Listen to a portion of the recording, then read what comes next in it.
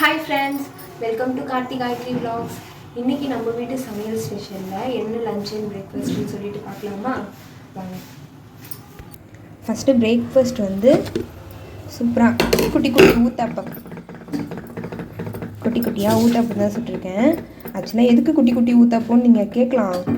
எதுக்குன்னா எங்கள் தோசைக்கல் கொஞ்சம் மக்கர் பண்ணுது. அது மாற்றணும் நானும் நினச்சி டிமார்ட்டில் ஒரு தோசைக்கல் வாங்கினேன். அதுவும் சுத்தமாக தோசை வரவே இல்லை. அதனால தான் இது குட்டியாக ஊற்றி வச்சுருக்கேன். வேறு தோசைக்கல் தான் வாங்கணும். அதுக்கு சைடிஷ் வந்து என்னுடைய கணவர் வந்து என்றைக்கும் இல்லாமல் இன்றைக்கி 2 வகையான சட்னி வேணும் எனக்கு அப்படின்ற மாதிரி கேட்டார். அதில் ஒன்று வந்து தேங்காய் சட்னி அழகாக சூப்பராக அரைச்சி வச்சுருக்கேன். எப்பவுமே கேட்க மாட்டாங்க, இன்றைக்கி 2 வகையான சட்னி எனக்கு வேணும்னு கேட்டதுனால தேங்காய் சட்னி அரைச்சாச்சு. அதுக்கப்புறமேட்டுக்கா இன்னொரு சட்னி வந்து கார சட்னி, அதாவது தக்காளி சட்னி.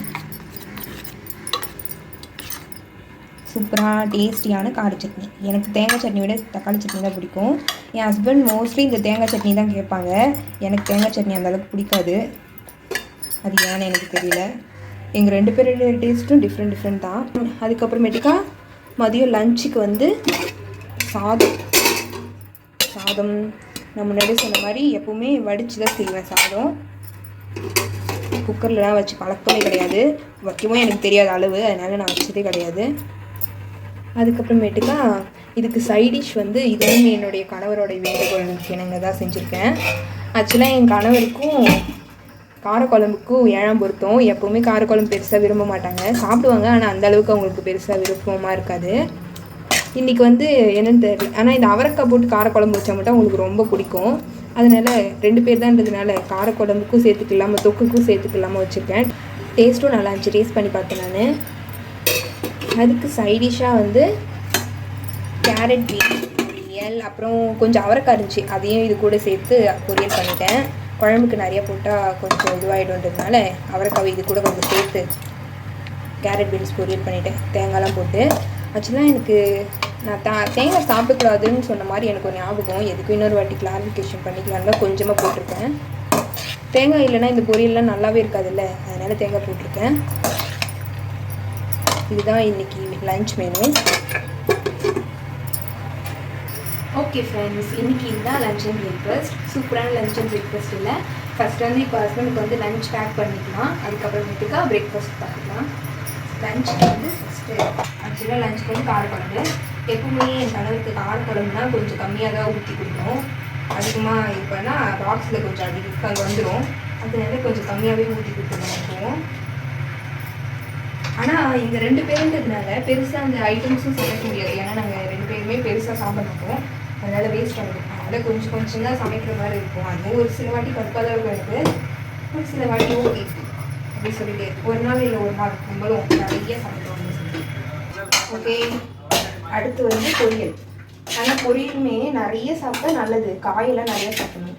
என் கணவர் வந்து அதுவுமே கம்மியாக வைன்னு தான் இருந்தாங்க. ஏன் அப்படி பார்க்குறீங்க? நீ என்னைக்கு அதிகமாக பொரியல் சாப்பிட்ருக்கேன், கம்மியாக வைன்னு சொல்லுவேன், நான் தானே வச்சுருவேன், அதனால சாப்பிட்டு வருவேன். அதனால் தினமும் இந்த மாதிரி பாக்ஸில் அவங்க பேச்சு கேட்காம கொஞ்சம் அதிகமாக பொரியல் சேர்க்குவேன். அடுத்து வந்து சாதம். இன்னைக்கு சாதம் சூடாக இல்லை, கொஞ்சம் முன்னாடியே வடிச்சிட்டேன். இதுலேயும் எனக்கு பிரச்சனை தான், சாதம் அமைக்க வைக்கக்கூடாது, அப்படி கூடாது. சாதம் கூட பரவாயில்ல, ஆனால் பொரியல் விட மாட்டேன் நான், அதிகமாக வச்சுருக்கேன். சாதம் கூட கம்மியாக வச்சாலும் பரவாயில்ல, கம்மியாக வைக்க மாட்டேன், இருந்தாலும் சாப்பிட்ற அளவுக்கு வச்சுக்கிட்டேன். இப்போ வந்து நம்ம லஞ்ச் பேக் பண்ணியாச்சு, அதை எடுத்து வச்சுட்டு அடுத்து வந்து பிரேக்ஃபாஸ்ட். சரிங்களா? அதுக்கு முன்னாடி வந்து சுடு தண்ணி. ஆக்சுவலாக சுடு தண்ணி எதுக்குன்னா, என் ஹஸ்பண்டுக்கு வந்து கொஞ்சம் கோல்டு, சும்மாவே சளி பிடிச்சோம் அது அடிக்கடி.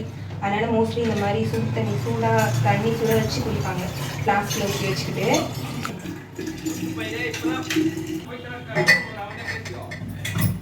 ஆக்சுவலாக என்னென்னா சுடு தண்ணி சம்மர் டைம்ஸில் மட்டும்தான் அவங்க பெருசாக சுடு தண்ணி அப்போவுமே குடிப்பாங்க, எப்போயாவது குடிப்பாங்க. பச்சை தண்ணிலாம் மோஸ்ட்லி சுடு தண்ணி தான்றதுனால வச்சு கொடுத்துருவேன். ஆனால் அந்த ஆஃபீஸில் சுடு தண்ணி இருக்குன்றதுனால அவங்க அங்கே குடிச்சிப்பாங்க. இப்போ சாப்பிட்றதுக்கு மட்டும் கொஞ்சமாக ஊற்றி வச்சுருக்கேன். அதுக்கப்புறமேட்டுக்கா பிரேக்ஃபாஸ்ட் வந்து குட்டி குட்டி ஊற்றலாம்.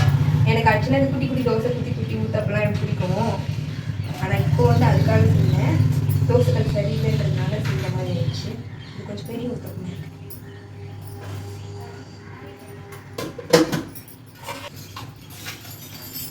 ஆச்சரியத்தில் ஆச்சரியமாக என் கணவர் வந்து எனக்கு 2 சட்னி வேணும்னு கேட்டது தான் எனக்கே ஆச்சரியம்.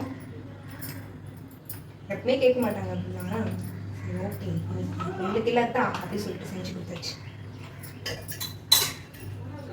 ஆக்சுவலாக இந்த மாதிரி 2 சட்னி கலந்து சாப்பிட்றது வந்து அவங்களுக்கு பிடிக்கும். அதனால நானும் பண்ண மாட்டேன். ஆனால் அவங்க எப்பயுமே இந்த மாதிரி ஏதாவது கேட்டால் நான் செஞ்சு கொடுப்பேன். ஏன்னா அவங்க மோஸ்ட்லி கேட்க மாட்டாங்க. எப்பயாவது எது கொடுத்தாலும் சாப்பிட்ருவாங்க நல்ல பிள்ளையா. எப்பயாவது தான் இந்த மாதிரி வந்து அவங்களாம் கேட்பாங்க. அதனால அவங்க கேட்கும்போது மட்டும் செஞ்சு கொடுத்துருவேன். ஓகே ஃப்ரெண்ட்ஸ், இன்றைக்கி வந்து பிரேக்ஃபாஸ்ட் அண்ட் லன்ச் இது தான். ஆக்சுவலாக எங்கள் வீட்டுக்கு முன்னாடி ஒரு மெக்கானிக் ஷாப் இருக்குது. அதனால அடிக்கடி சவுண்ட் நடுவில் வரும்.